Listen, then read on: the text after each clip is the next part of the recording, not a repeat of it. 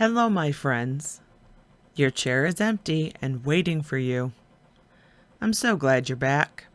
If this is your first time, I'm glad you stopped by. This podcast is a special episode and deserves a special warning. The first, most of you won't care about, I suspect. There will be some salty language. Swear words are gonna be flying. The other is a sensitivity warning. My guest Eve Simon and I started off with some great laughs, but then the episode took an unexpected turn for both of us. Eve's beloved father passed away in the last year. This event resulted in her and I sharing our thoughts and feelings about grief. It was the most heart-moving chat I've done yet. I want to thank you, Eve, for your candor.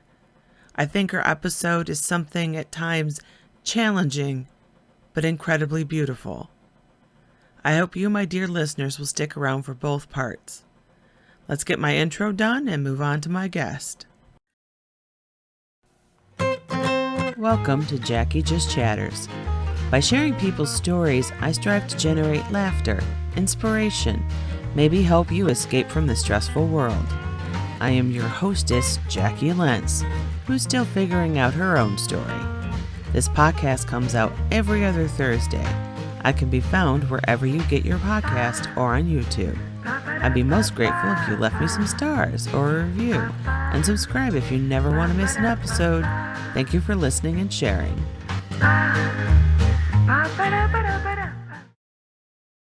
I don't know how else to introduce my guest, except in the most Gen X way possible.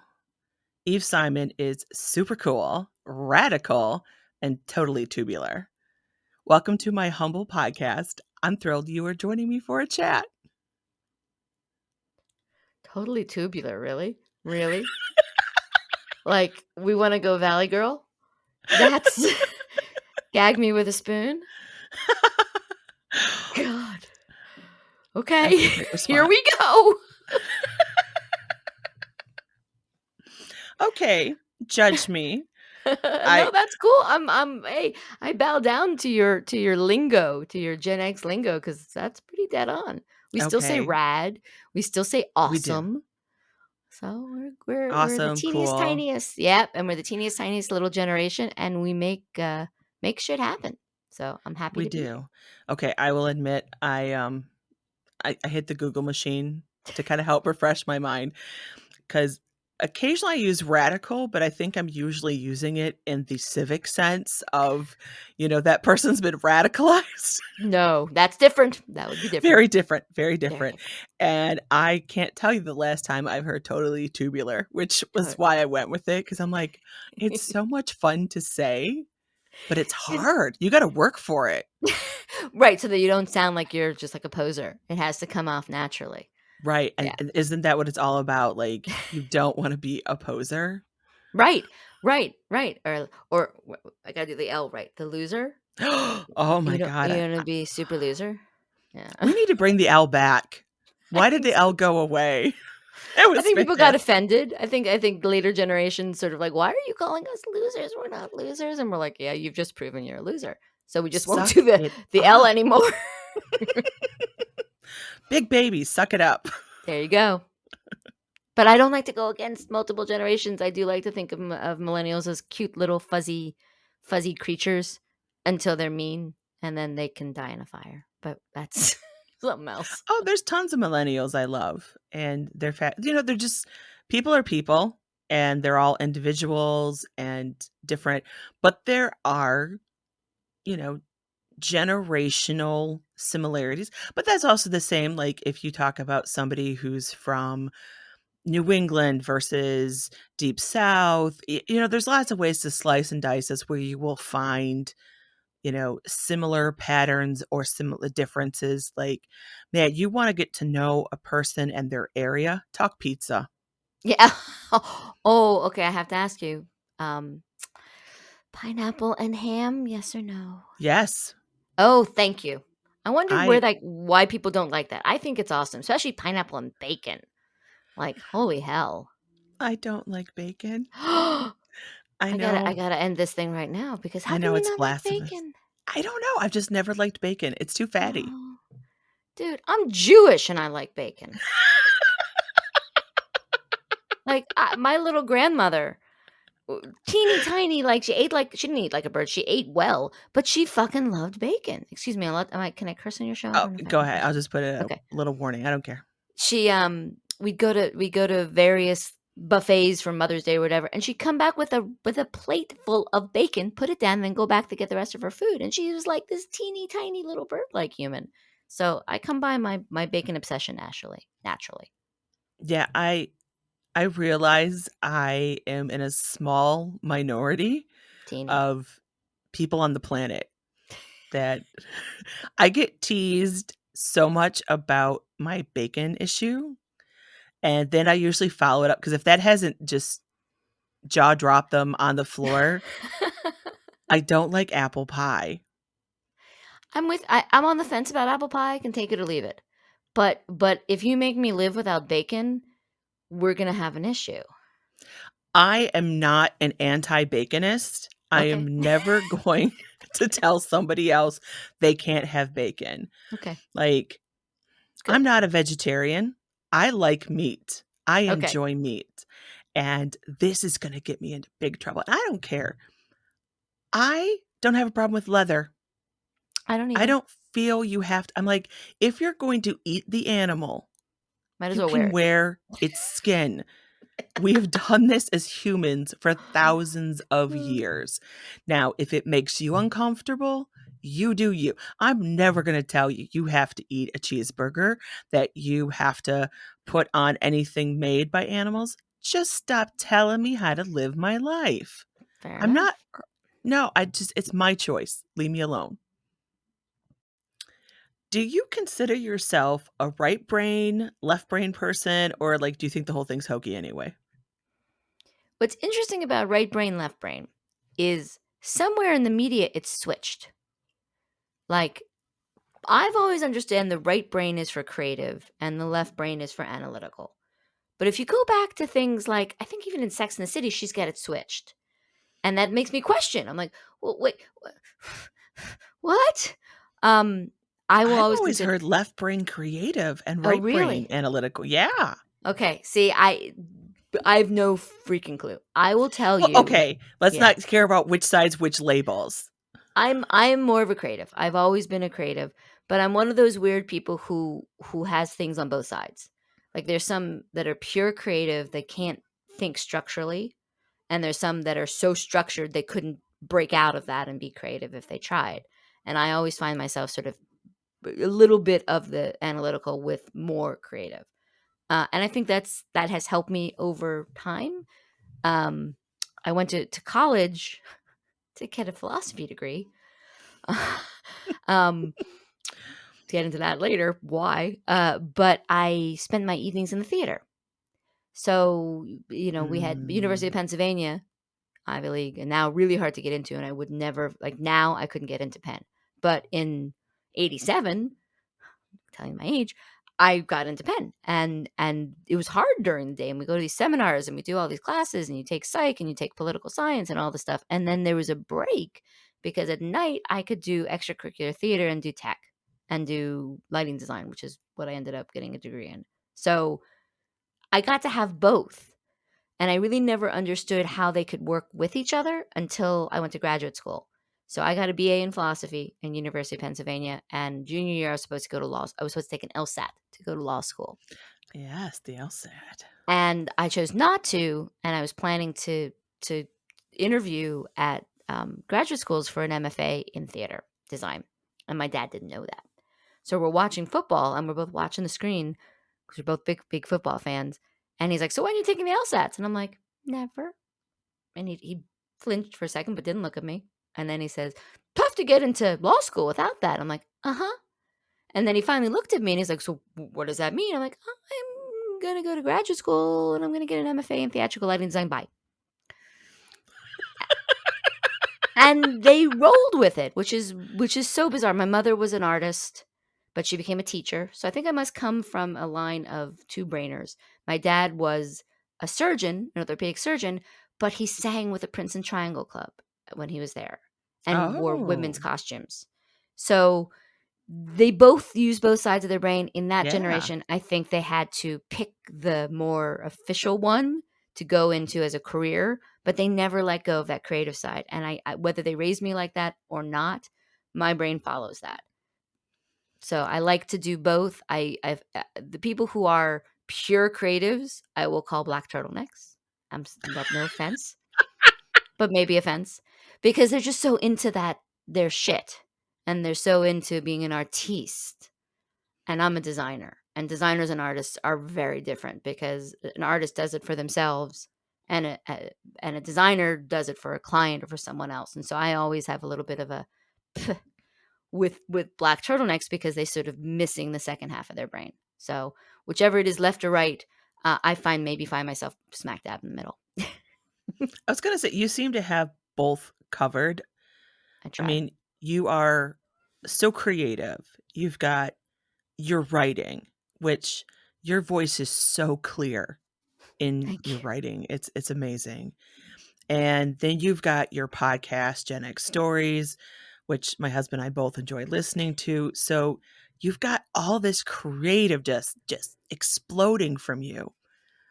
But then on the other side, you're a computer whiz, and, like, you were into computers back when "Shall We Play a Game" was going on, and for those of you who don't get the reference, you need to go watch War Games. You do. It's a You, classic. you do. And I was going to tell you about War Games because when War Games came out, if anyone who's watched it or anyone's going to go watch it now, Matthew Broderick is a computer geek, and he does things at school where everybody comes home and he breaks into other computers, and he has an old school modem that you put the thing on the modem thing. He goes wee wee wee. But his rig was so damn cool that I needed to have it look exactly that way, even if it didn't work.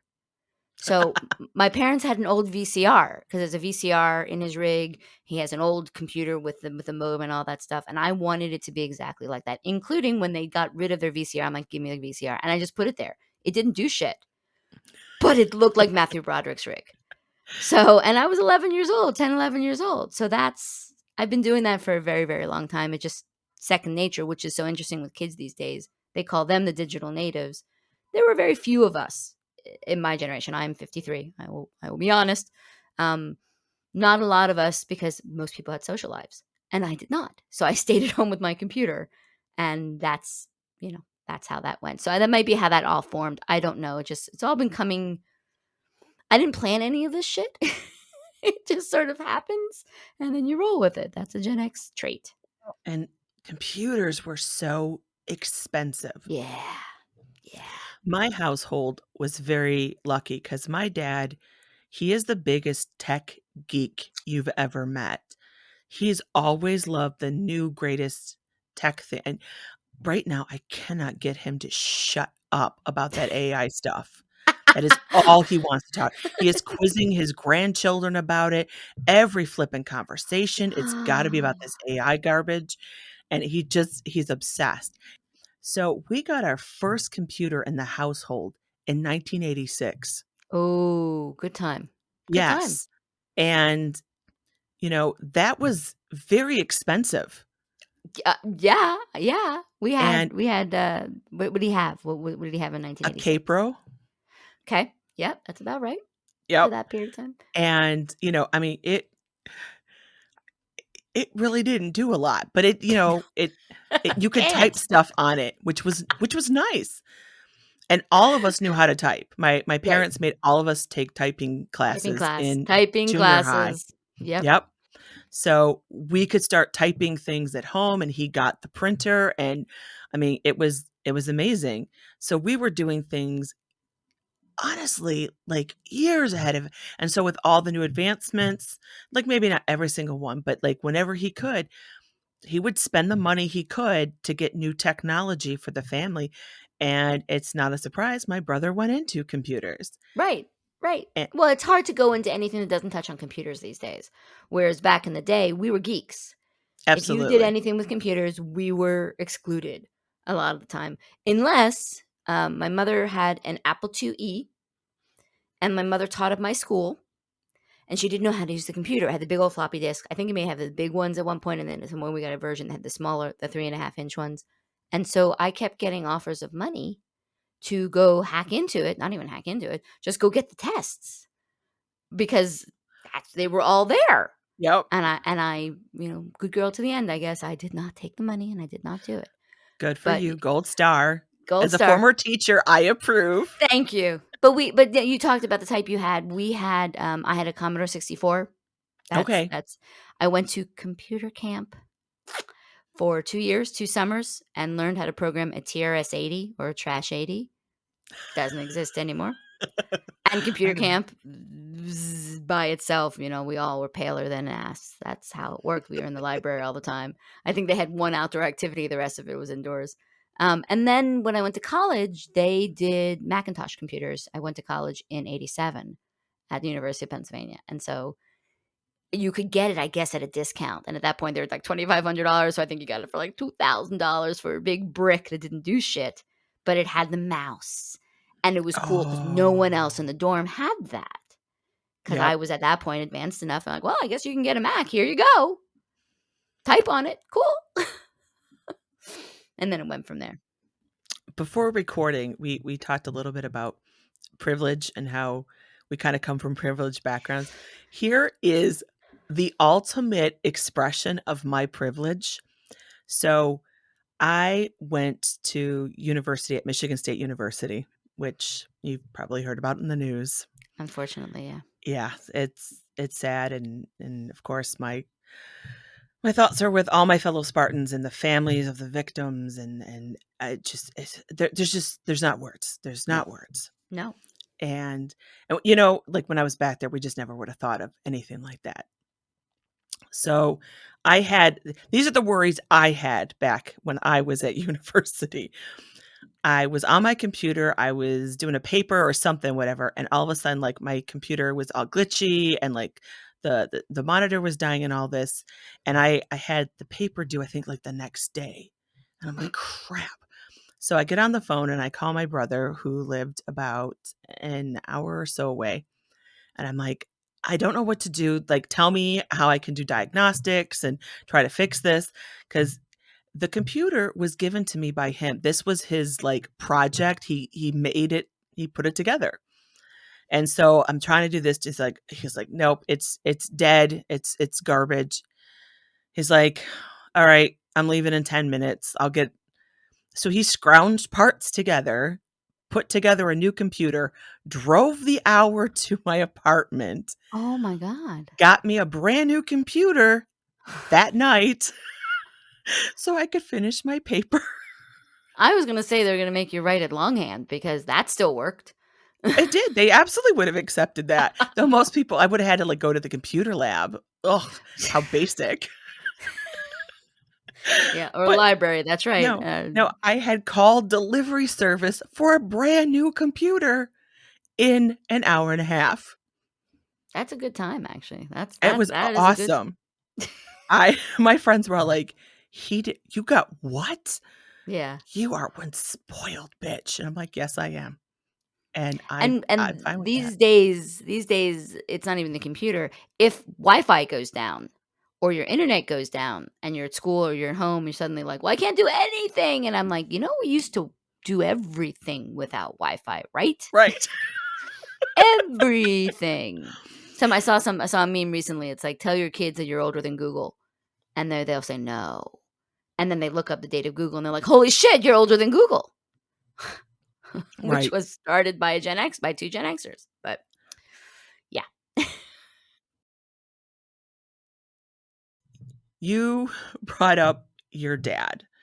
And which I guess is probably the best segue there is possible, because really, how does one start talking about grief and cancer? Because it's all just sucky. There's In no good way to do it.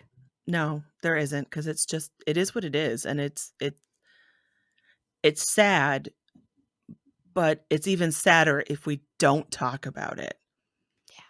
Yeah. In one of your essays or blog, that I don't know what word you used to describe them, you talked about the period when your family was trying to cope with your dad's brain cancer diagnosis. And I was really struck by one of the lines you wrote. The world has suddenly become so overwhelming that I'm numb, like trying to feel your flesh beneath thick tights, but there's only emptiness. Oh God, I felt that. I I knew that numbness, and I there are so many people who know that, and that's just survival instinct kicking in. Your brain says, "Nope, no more." I felt that comfort that one gets when they know that somebody else is in the trench. They're not alone. You've got a comrade in arms.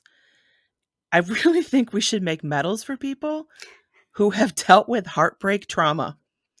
They should Yeah. wear one with pride that they've made it through. Yeah. I wouldn't go to them when I need kindness. That I find since I've gotten to the other side of some of my own traumas, and it takes as long as it takes to get through it, but I'm more compassionate. Like I can see pain in other people now so much easier than I could before. I recognize it. And when I see people in pain, it's not that I really want to help them because you usually can't. It's all an internal struggle. But it's like I want to let them know I see you, I feel you, I know you're doing your best. If you can, like, share how going through this life altering experience impacted you. You hit a lot of the important points. That I wrote a piece when what you mentioned. It's called "The Problem with Caring," and it's on Medium. I write my posts on Medium. Was when he was diagnosed, and then I wrote something after, like a couple months after he passed away, because everything got stuck. And so I'm glad I wrote the thing before, because it prepped me for it. The issue that I was running into when he was diagnosed is that everybody comes at you. Like, everybody's well-meaning, and especially if the person who's afflicted, like my father was, they loved him so much, like we did. I mean, not as much as we did, but they wanted to do something, and they didn't know what to do. And I became aware of giving people grace and understanding, telling them they don't have to do anything, but just knowing that they're there helps ease some pain, but not all of it, and that there's certain pains that you can't speak about yet. So for me to look back on that piece, especially that the thing that you mentioned, that numbness, which was, dad had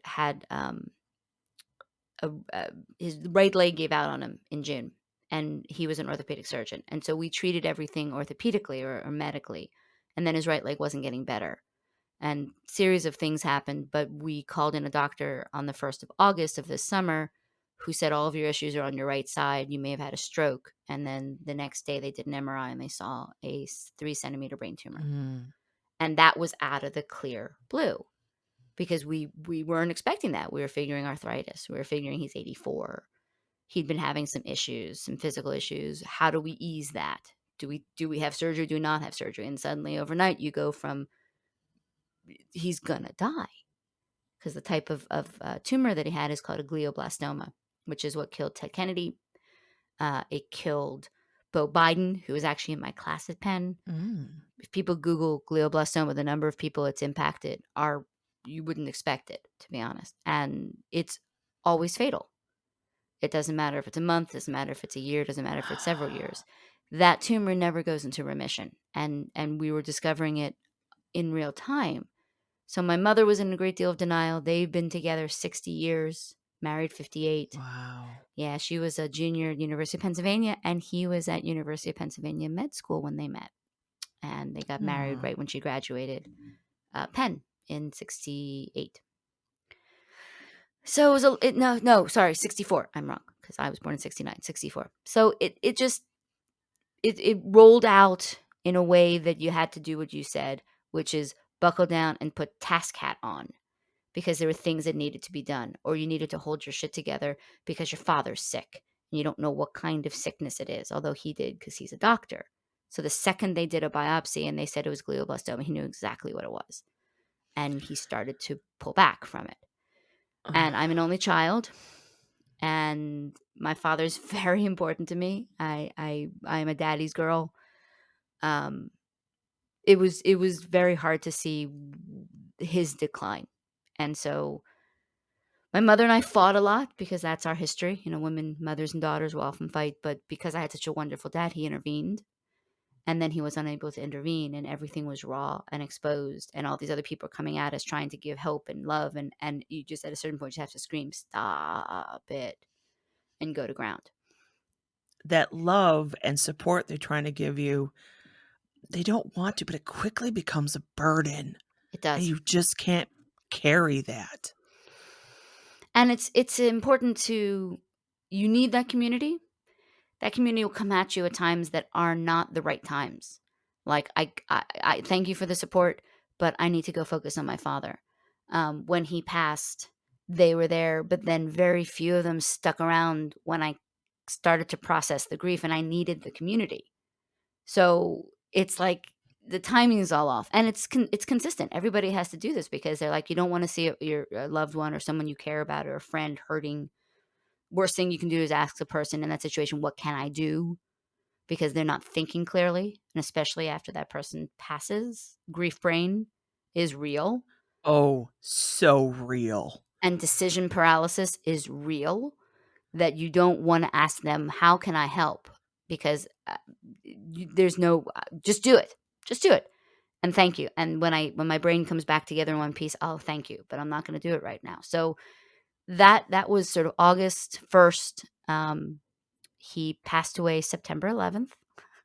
Because just like we didn't want to forget 9/11, we're never going to forget the day Dad passed because he needed to do that. Um, and then, there's funeral stuff you need to do. And as an only child, you can't share that with anybody. So my mother would spend the days in the hospice with him, and I would be on the phone with the funeral director and help pick the casket and just all these things that no one tells you have to do. And also, no one tells you how to talk about this shit, because you may not be ready at that point because everything is still swirling, and the days between him going into hospice and him dying and then my coming home a month later, a little over a month later, back to DC, absolute blur. I have no idea the details. But once you come out of that a little bit, you want people to sort of be there for you, and you want people to send you a note, send you a meal without asking you what it's for. I mean, it would ask what you want. There's just different things, and people start to fade off at that point. So it's been an interesting experience that way. I will tell you, this is the first time I'm able to talk about my dad really without losing my shit. I don't know why. That's impressive that you I don't can, know why. because I know how much you love your dad. Yeah, I don't know how. You mentioned I have a podcast, and there's four of us, and another one lost her mother just over a year ago, and she's Mm. very close to the vest, and she doesn't talk about it. And when my father passed away, she mentioned to me she'd be willing to talk about it, and an opportunity presented itself for just the two of us to record. So we just recorded an episode, and it published last week, about losing a parent. And there was a relief that came in talking about it. There was some crying. There was a lot of crying. We didn't cover any of that shit up. There was some relief in being able to share, to talk about grief, because as a culture, we don't talk about grief. And even less so as a generation, we're not talking enough about it. And every single one of us is going to go through the loss of a parent, and both parents. And you're not prepared for it. To hear the rest of Eve's journey with grief, check out part 2 of our chat. I hope you will stick around. In the episode notes, I will be including her social media links, including to her podcast episodes and writing pieces we have referenced.